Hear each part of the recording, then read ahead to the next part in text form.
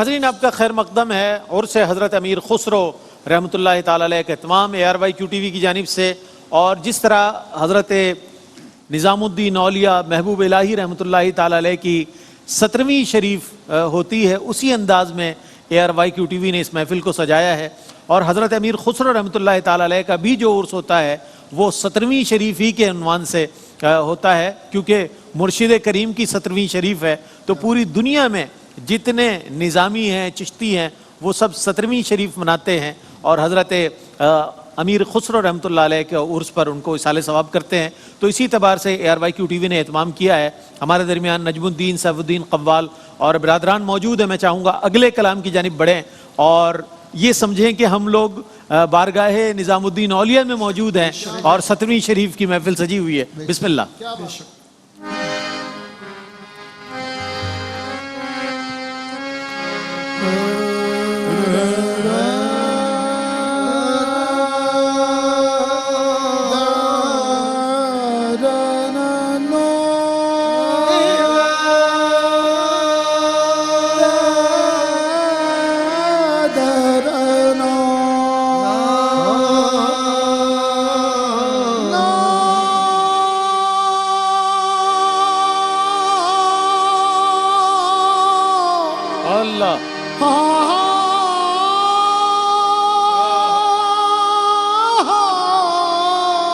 کیا بات ہے، سبحان اللہ۔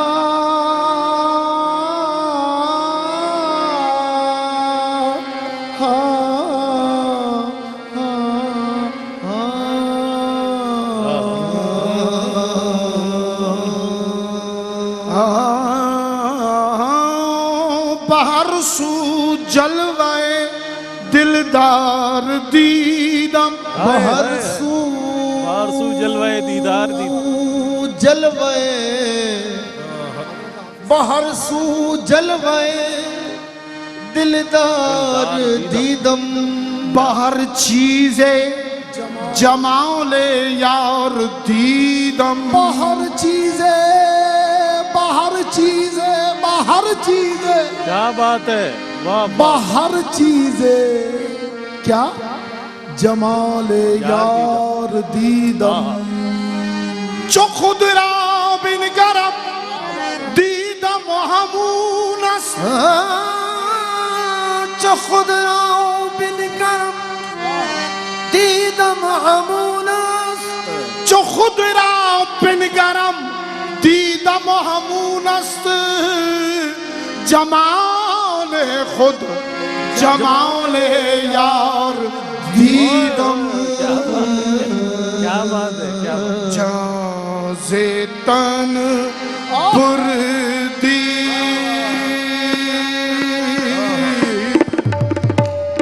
جان سے تن پردی در جانی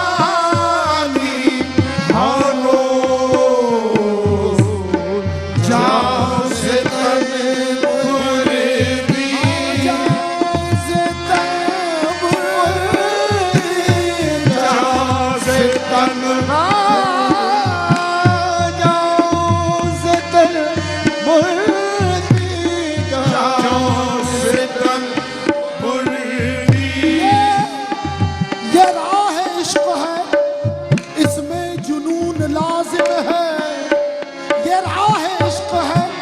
اس میں جنون لازم ہے، سکون چاہیے جس کو وہ اعتکاف کرے،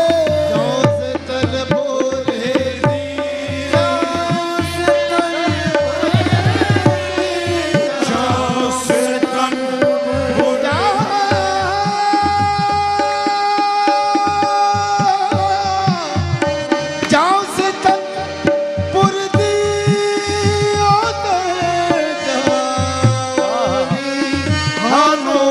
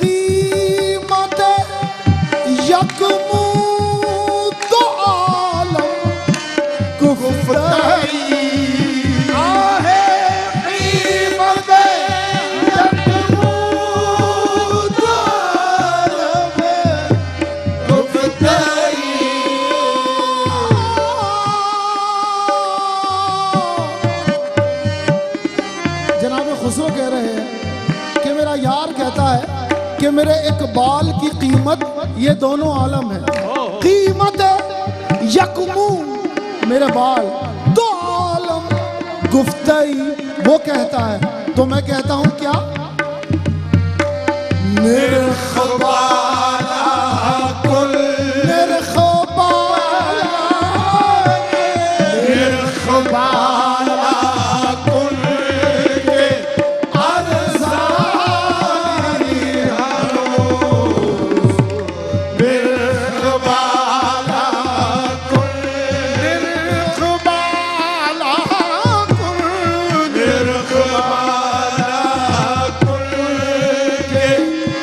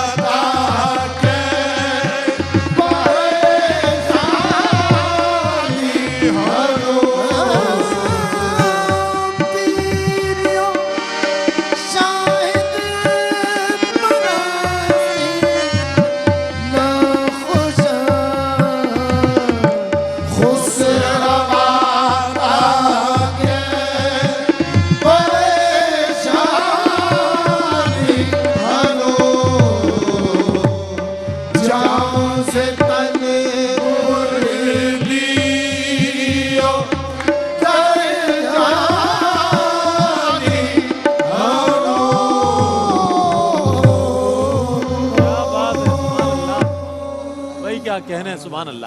اچھا پہلا جو ہم نے کلام سنا اس میں مناجات بھی استغاثہ بھی اور ایک اپنی اللہ کی بارگاہ میں سپردگی کا ایک کیفیت بھی نظر آئی. اچھا یہ جو کلام ہے ہم عام طور پر دیکھتے ہیں شعراء کو تو اس میں لب و رخسار کی باتیں نظر آتی ہیں اور جزوی طور پر اس میں کہیں عشق نظر آتا ہے اور وہ بھی مجاز. لیکن حضرت امیر خسرو رحمۃ اللہ علیہ کا کلام سنیں تو اس میں معرفت نظر آتی ہے مرشد کے حسن و جمال کا, اور پھر اس کا کوئی موازنہ کرتے ہوئے وہ کسی چیز کو خاطر میں لاتے ہوئے نظر نہیں آتے. کیا فرمائیے گا آپ اس کلام کے حوالے سے بھی اور گزشتہ کلام کے حوالے سے بھی کیا کہیے؟ جی الحمدللہ دونوں کلام ہم نے جو سنے جی مناجات بھی اور یہ جو عشق اور محبت اور معرفت سے بھرا کلام. کیا بات. میں اس حوالے سے یہ عرض کرنا چاہوں گا کہ دیکھیں یہ جو صوفیاء ہے نا جی جی یہ در حقیقت جوہری ہوتے ہیں. واہ. یہ جوہر کو تلاش کرتے ہیں اور اسی جوہر کو ہی آشکار کرتے ہیں. کیا بات. تو حضرت امیر خسرو رحمۃ اللہ تعالی علیہ آپ کی جتنی شاعری بھی ہم سنیں گے پڑھیں گے ملے گی. اور جیسے میں تھوڑا اس وقت جس وقت ہم بات کر رہے تھے تو میں نے کہا کہ 18,000 تو 18,000 آپ کے کلام ہیں صرف مثنویات کے کلام. لیکن اگر آپ کی تمام اصناف کی شاعری کو جمع کریں تو 5 لاکھ سے زیادہ آپ کے اشعار بنتے ہیں.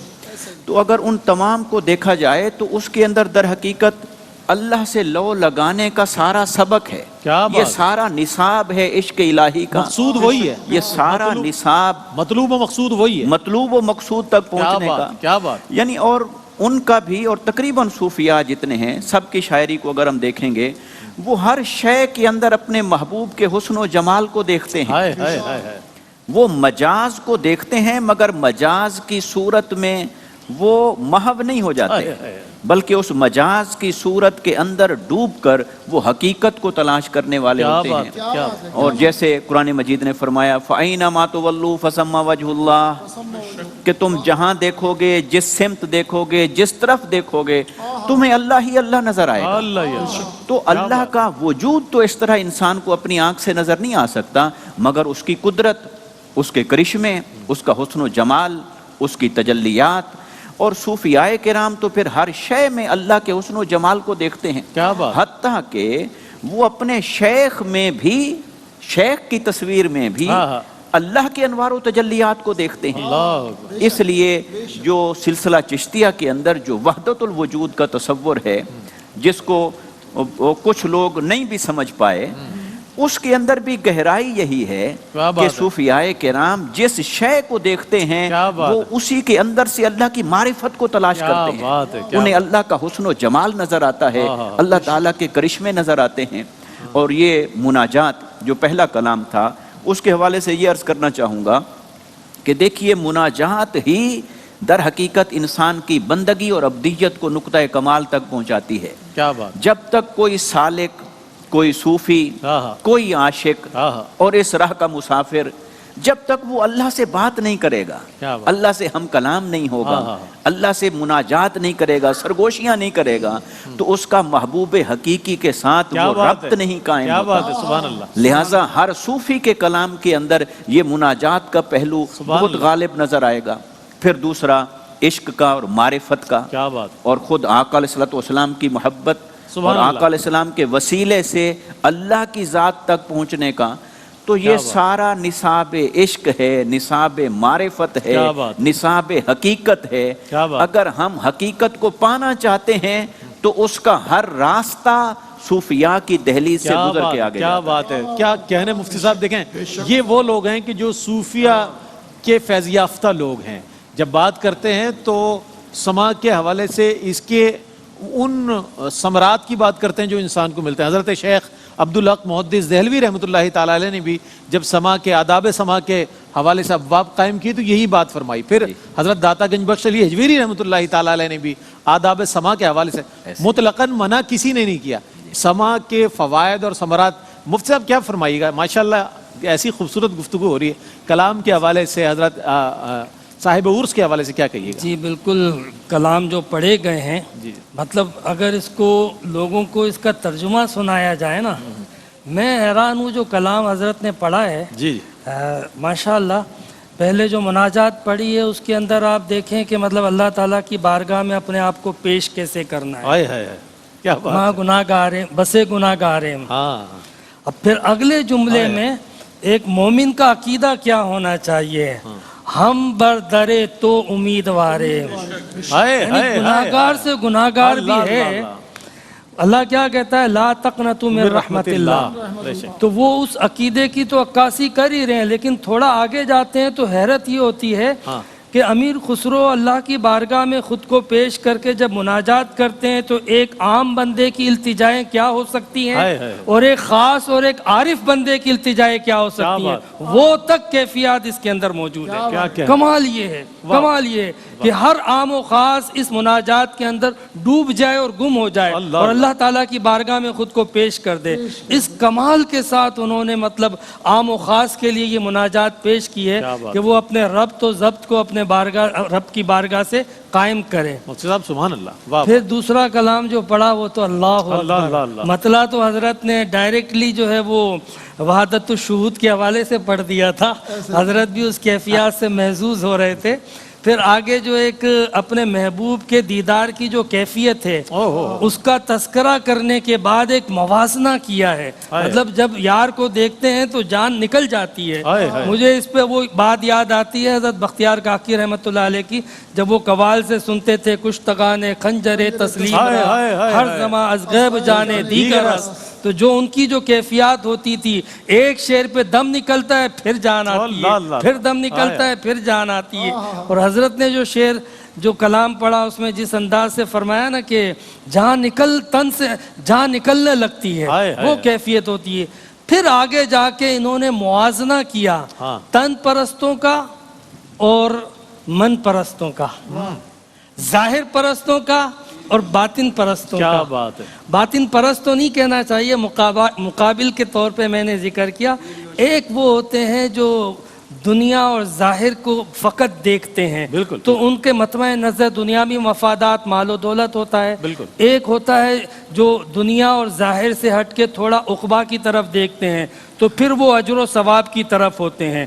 اسی کو جب آگے بڑھاتے ہیں اہل عرفا کے لیے عارفین کے لیے کہ ایک جو ہے وہ شخص ہوتا ہے جو صرف ظاہر کے حوال کو دیکھتا ہے تو وہ اس سے ایک نتیجہ نکالتا ہے اور ایک فتویٰ دے دیتا ہے. اور ایک صوفی اور عارف ہوتا ہے وہ باطن کی کیفیات کو جس کا حضرت نے ذکر کیا کہ صوفیہ جوہر کو دیکھتے ہیں, وہ عوارضات میں نہیں پھنستے ہیں, وہ مبدا اور معال کی طرف جاتے ہیں. میں نے حضرت امیر خسرو کی شاعری کے اندر ایک مرتبہ عجیب عجیب مثالیں دیتے ہیں.